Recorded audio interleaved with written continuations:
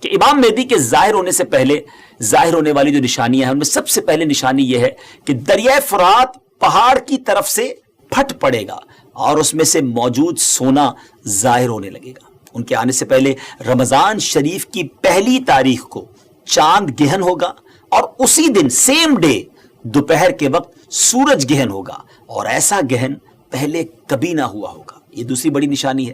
اور 3 یا 7 راتیں مشرق یعنی ایسٹ کی طرف سے ایک بڑی آگ ظاہر ہوگی اور بہت بڑے بڑے زلزلے ارتھ کویک بھی آئیں گے۔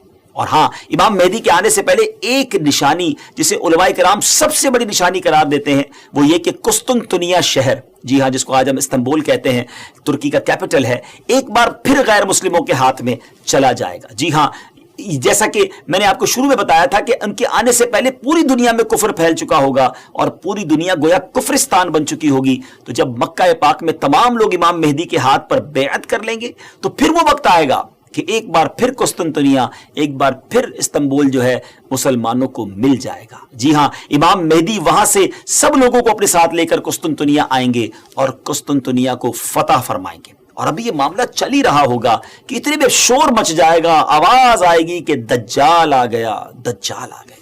اور پھر امام مہدی یہ سن کر سب لوگوں کو لے کر ملک شام چلے جائیں گے، لیکن جب وہ وہاں پہنچیں گے تو پتہ چلے گا کہ یہ آواز شیطان کی تھی اور اس نے جھوٹ بولا تھا۔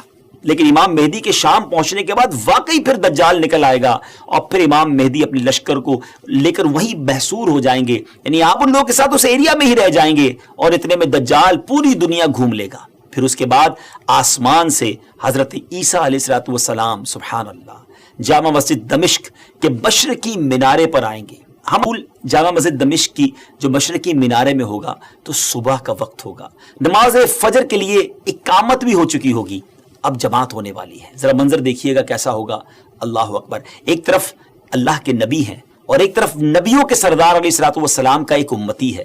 ناظرین، اب کوسچن یہ ہے کہ اس وقت فجر کی جماعت کون کروائے گا؟ امام مہدی بھی مسجد میں ہیں، حضرت عیسیٰ علیہ السلام کا بھی ظہور ہو گیا ہے۔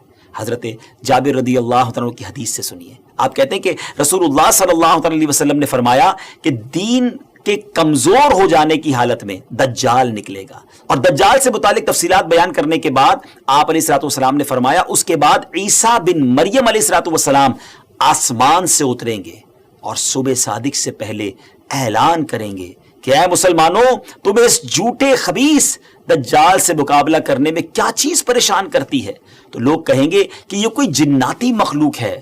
یہ لوگ آگے بڑھ کر دیکھیں گے تو انہیں حضرت عیسیٰ علیہ السلام نظر آئیں گے۔ پھر نماز فجر کے لیے اقامت ہوگی اور مسلمانوں کے امیر امام مہدی کہیں گے کہ اے روح اللہ، امامت کے واسطے آگے تشریف لائیں۔ حضرت عیسیٰ علیہ السلام فرمائیں گے تمہارا امام ہی تمہیں نماز پڑھائے۔ تو اس وقت امام مہدی، جی ہاں، امام مہدی رضی اللہ تعالیٰ عنہ نماز کی امامت فرمائیں گے۔ جب لوگ نماز سے فارغ ہو جائیں گے تو مل کر حضرت عیسیٰ علیہ السلام کی قیادت میں دجال سے مقابلے کے لیے نکلیں گے۔ اب دجال کی حالت یہ ہوگی کہ وہ حضرت عیسیٰ علیہ السلام کی سانس کی خوشبو سے پگھلنا شروع ہو جائے گا، جیسے پانی میں نمک گھلتا ہے، اور حضرت عیسیٰ علیہ السلام کی سانس کی خوشبو اتنی دور تک پہنچے گی جہاں تک نظر جاتی ہوگی۔ وہ بھاگے گا اور حضرت عیسیٰ علیہ السلام اس کا پیچھا فرمائیں گے اور باب لد کے پاس اس کی پیٹھ میں نیزہ ماریں گے اور اس سے وہ جہنم واصل ہوگا۔